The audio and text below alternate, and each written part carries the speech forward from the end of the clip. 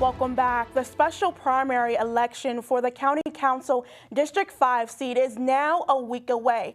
CTV is continuing our coverage to bring you exclusive interviews with each of those candidates. And joining us in the studio today is candidate Kendal Gray. Mr. Gray, thanks so much for joining us. And thank you for having me. So why do you want to be the next council member representing District 5? I have 20 years experience, and some of the things I've seen recently I don't agree with, and I want to go in and make some changes. And what are some of those changes?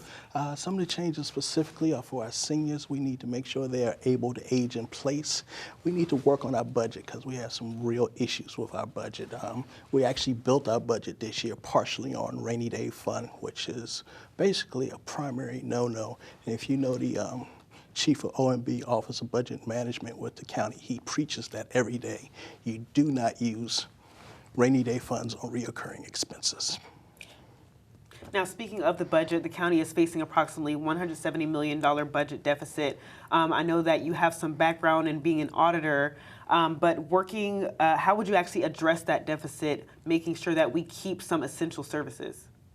We're going to have to look at more than likely our biggest expense, which are personnel costs. We're going to have to look at, I know in 2008 we did furlough time. We were actually smart enough to do that in January, which gave our employees flexibility as to when they would take those times. So it was 12 days that gave them 1 day off, basically a pay period. Doing it this late is going to be a real problem. And here in Prince George's, affordable housing is a big issue for a lot of people who want to live here. Can you talk a little bit about what affordable housing means to you, and how would you, if elected, ensure that there is available affordable housing for residents? What affordable housing looks like for me is just making sure that our residents can afford it. What we have is we have too much of our affordable housing based along the district line in our garden-style apartment stock. We need to divest it and make sure that any new development has a certain percentage of affordable housing mixed in it. That will be a number that will be debated among council members, but I'm thinking somewhere along the area of 3 to 5% of it has to be affordable houses. That will give us the opportunity to spread it out throughout the county. Right now, the blueprint for Maryland is having a huge impact on the county's budget, but what are your priorities when it comes to education? I have a number of different priorities. One thing we're going to have to do is we're going to have to leverage some of the resources that some other agencies. Our library, I would say, probably provides us with a great bang for our dollar. We need to use that resource. We need to use park and planning, because I think in the coming years, education is going to look totally different than what it looks like right now.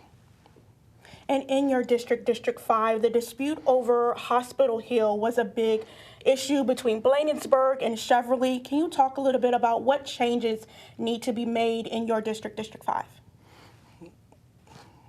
What changes need to be made? Well, do you see like there needs to be some sort of improvements you see in District 5 that you would like to bring? What I would like to bring is, again, I'd like to increase the stock of housing. For me, I don't enjoy steps anymore, so I want to see some houses with single level. I think that would be a great improvement. District 5 has a great economic engine going on. I mean, we have a number of real good commercial bases.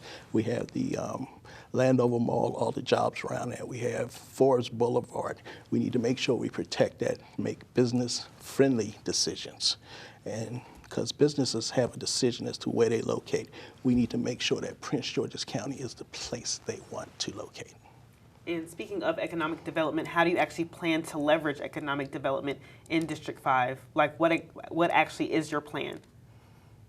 Plan to leverage? Well, with economic development, we have to first of all work with the developers. They come, we have zoning laws that allow a right to build for certain things. We need to first of all look at what they bring. We need to look at rolling back some of the state regulations, which put a serious time limit on how long we have to approve it, because it really negates the council's or the district council's ability to negotiate with developers, because the state has basically said we have to move in basically 120 days. And basically the developers can wait us out and then push some stuff that is really not the best interest of the citizens down our throat. And if elected to the council, how would you be able to promote transparency and accountability on the body? I would say we do need to look at an IG, Inspector General. We have a excellent organization right now, audits and investigations, but I think we should have an Inspector General as well. What do you see as the most pressing issues our county is facing currently? Budget. If we lose the AAA bond rating, it's just going to be a huge game changer for us.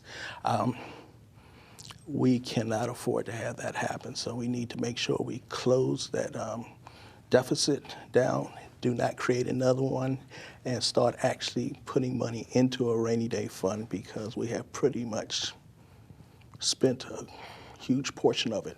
Last year we had a similar situation. There weren't a whole lot of cuts. We actually built a budget this year on $40 million, and we're looking at almost a $200 million deficit. That's a lot of money gone out of that account. And how, if you were elected to the county council, would you be able to promote, how would you be able to bring big businesses to the county? What you do is you help with education. I'm not sure that dollars is the pure problem of education. We need to look at some other issues there. That helps. Business-friendly environment, again, we cannot. One of the things we have, I know labor is not going to like this, but we have these project labor agreements which exclude non-labor places from bidding on certain projects. I think we need those project laborers, but the dollar amount needs to be increased so that our non-union facilities can bid on some of those jobs. And some of these jobs last 3 years, so if it's a $3 million project going for 3 years, that's only $1 million a year that a person can make off of that. And excluding all non-union places is a problem for me. Do you consider crime as a huge issue in our county right now? And if so, what is your plan to lower crime? Yes, crime is and I think even more is the perception that you're unsafe. It's a real problem. We do need additional police officers. That's why I'm recommending that we put sheriffs back in our high schools and middle schools. We need to put those police officers on the street. And we do have some police officers that are doing things that a civilian can do, and we can move those officers as well. The problem is when you get in a police car, shift change, you're probably a call and a half down, and that's priority calls. So you're basically spending your 8 hours literally trying to catch up. Well, Mr. Gray, thank you so much for joining us today. Thank you. And this special primary election will be held on March 4th, and early voting starts tomorrow. Make sure you tune in tomorrow as we introduce candidate Christopher Wade, only on CTV News.